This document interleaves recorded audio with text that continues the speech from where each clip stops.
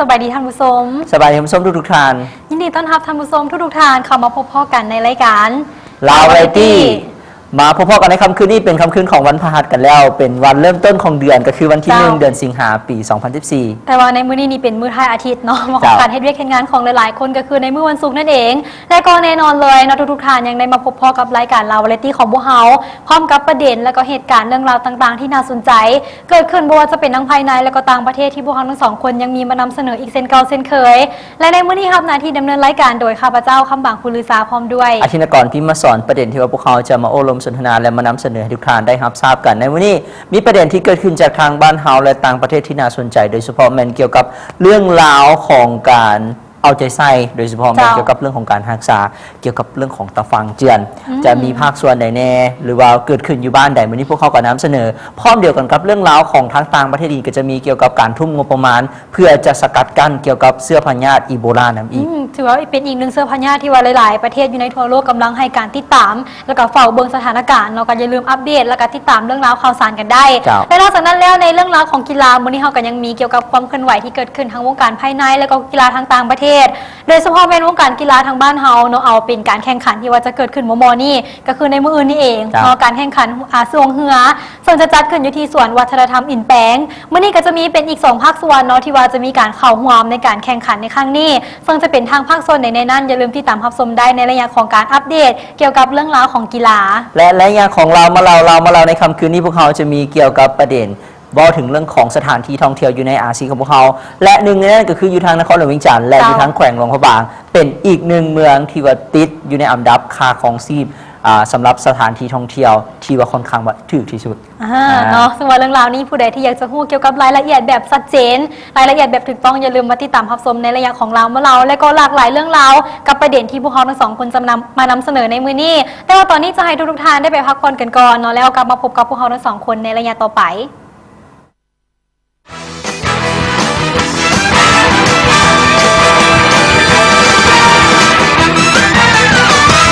ลาววาไรตี้ลาววาไรตี้สนับสนุนโดย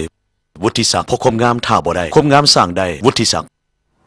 ท่านผู้ชมเข้าสู่ระยะทับอิดของทางรายการเราและที่ของพวกเราและแน่นอนเลยกับประเด็นเรื่องราวที่ว่าพวกเราทั้งสองคนมีมานำเสนอเป็นประจำเช่นเก่าเช่นเคยตั้งแต่วันจันทร์จนทอดวันศุกร์แบบนี้และก็ระยะทับอิดพวกเราก็จะมีเป็นเรื่องราวเหตุการณ์ที่เกิดขึ้นภายในประเทศของพวกเราฉะนั้นเราอย่าลืมก็แล้วกันสำหรับท่านใดที่ว่าติดตามรับชมรายการต้องการอยากจะส่งข้อความหรือว่ามาทักทายสบายดีก็สามารถส่งกันเข้ามาได้กับหมายเลข500หรือว่าหมายเลข5,000เจ้าเนาะมื้อนี้ก็เป็นวันศุกร์กันแล้วหลายๆคนอาจจะมีแผนการหรือว่ากิจกรรมอย่างที่ว่าพิเศษเราก็สามารถบอกเราโอ้ลมผ่านทางรายการของพวกเราเป็นหมู่เป็นคู่กับพวกเราทั้ง2คนผ่านหมายเลขข้อความ5,000ตอนนี้เข้ามาสู่เรื่องราวทมิตของทางรายการของพวกเราโดยเฉพาะเป็นอีกหนึ่งงานวางแสดงที่ว่าได้มีการจัดขึ้นเพื่อให้หลายๆคนอาจจะมีเวลาพาลูกหลานพาครอบครัวของทานได้ไปเที่ยวชมได้โดยเฉพาะเป็นการขายงานวางแสดงสินค้าลาวไทยประจำปี2014นี้ได้ขายขึ้นแล้วก็คืองานวางแสดงสินค้าลาวไทยประจำปี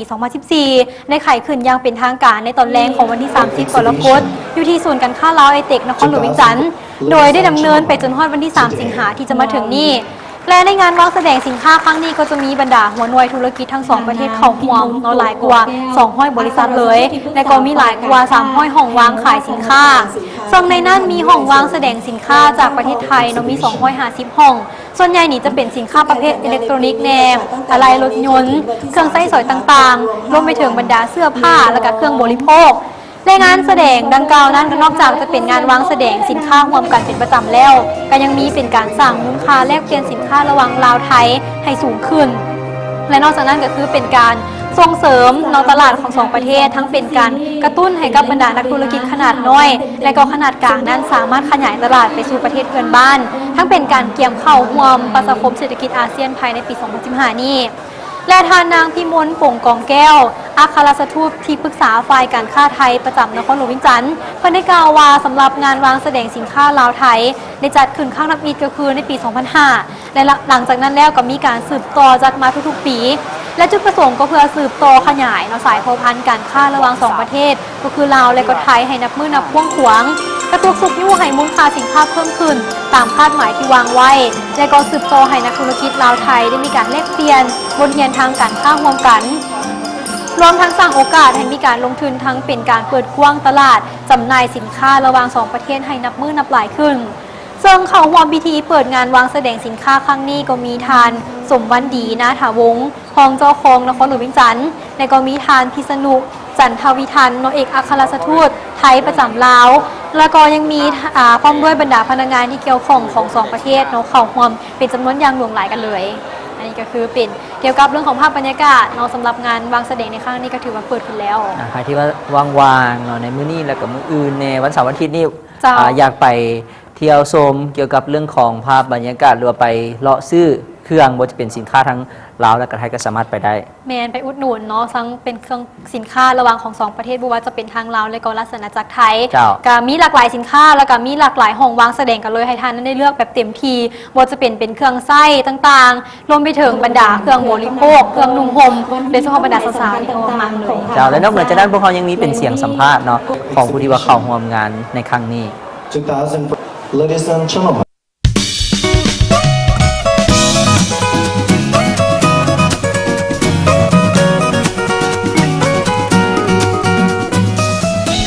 ในนามของผลิตภัณฑ์แม่ประนอมนะคะคราวนี้เราได้เอาสินค้าจากแม่ประนอมมาก็คือน้ำจิ้มไก่นะคะน้ำพริกเผาไทยสุกี้ยากิกวางตุ้งนะคะแล้วก็น้ำมันน้ำพริกเผาซึ่งในส่วนนี้จะมีจำหน่ายอยู่แล้วที่ลาวนะคะส่วนในส่วนที่เรานำมาใหม่ในครั้งนี้เพื่องานนี้โดยเฉพาะก็จะเป็นน้ำพริกแกงนะคะน้ำพริกแกงต่างๆเช่นน้ำพริกแกงเขียวหวานน้ำพริกแกงเผ็ดนะคะซึ่งอันนี้จะเป็นอะไรที่ดีมากแล้วก็อร่อยมากซึ่งเราอยากจะแนะนำให้กับประชาชนที่นี่ได้ลองทานนะคะส่วนอย่างอื่นที่เรามีโปรโมชั่นพิเศษก็คือน้ำซอสสับปะรดนะคะซอสพริกสับปะรดซึ่งเป็นโปรดักต์ใหม่ของเราแล้วก็ซอสศรีราชานะคะซอสศรีราชาอันนี้ก็เป็นโปรดักต์ใหม่ของซึ่งจะมีขายที่บูธนี้ที่เดียวนะคะยังไงถ้าเข้ามาที่บูธจะได้ราคาพิเศษซึ่งเป็นราคาที่ถูกอะค่ะถูกกว่าที่เราจำหน่ายที่เมืองไทยเนื่องในโอกาสที่แม่ประนอมได้มาจัดบูธที่นี่นะคะเราก็อยากจะขอเชิญชวนพี่น้องประชาชนลาวนะคะมาเข้ามาร่วมมาสั่งซื้อหรือมาชมสินค้าของเราได้ตั้งแต่วันนี้นะคะตั้งแต่วันนี้จนถึงวันที่3นะคะตั้งแต่เวลา 10 โมงถึง 4 ทุ่มนะคะจะได้ราคาพิเศษเชิญชวนมาชมกันนะคะมีหลากหลายมากค่ะขอบพระคุณค่ะ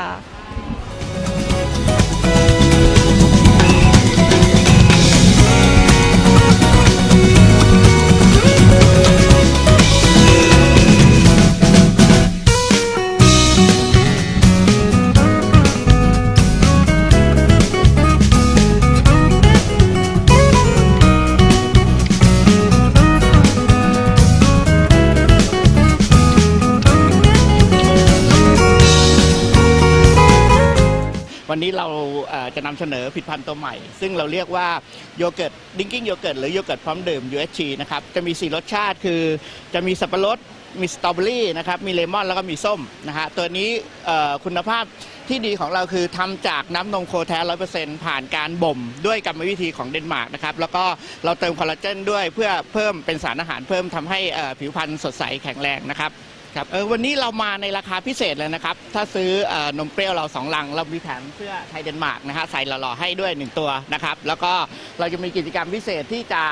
จัดต่อไปที่จะเกิดขึ้นในลาวนะครับไม่ว่าจะเป็นลัคกี้ดอหรือว่าการคืนรางวัลให้กับผู้บริโภคนะครับแล้วก็ในนามของไทยเดนมาร์กก็ขอเชิญชวนผู้เข้าร่วมงานทุกท่านนะครับมาทดลองชิมผลิตภัณฑ์นมไทยเดนมาร์กของเรานะครับว่ารสชาติจะถูกปากของคนลาวหรือเปล่าเพราะว่า